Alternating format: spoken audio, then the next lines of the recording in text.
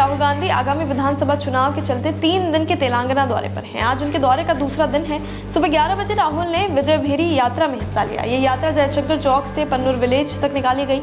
यात्रा के समापन के बाद राहुल ने एक जनसभा को संबोधित करते हुए कहा कि तेलंगाना में कांग्रेस की सरकार आते ही हम जातिगत आधारित जनगणना करवाएंगे। दुकानदारों की जेब से जीएसटी निकलती है और अडानी जी की जेब में चली जाती है। ऐसा हिंदुस्तान हमें नहीं चाहिए, इसलिए जातिगत जनगणना जरूरी है। उससे पता चलेगा कि किसकी कितनी आबादी है और किसके पास हिंदुस्तान का कितना धन है। राहुल ने आगे कहा कि जातिगत जनगणना से पता चलेगा कि देश में कितने दलित, ओबीसी, आदिवासी और सामान्य वर्ग के लोग हैं और किसकी कितनी भागीदारी है। ये देश के एक्सरे जैसा है और इससे ये भी मालूम होगा कि देश का धन कैसे बांटा जा रहा है। राहुल के संबोधन की क्या बड़ी बातें थी वो भी आपको बताते हैं। राहुल ने कहा कि देश में बीजेपी विपक्ष के नेताओं के पीछे सीबीआई, ईडी, आईटी लगाती है। बीजेपी विपक्ष को डराने के लिए उन पर केस डालती है, लेकिन तेलंगाना के मुख्यमंत्री के खिलाफ कोई जांच क्यों नहीं होती? ऐसा इसलिए है क्योंकि बीजेपी और बीआरएस एक हैं। बीजेपी और तेलंगाना के मुख्यमंत्री मिले हुए हैं।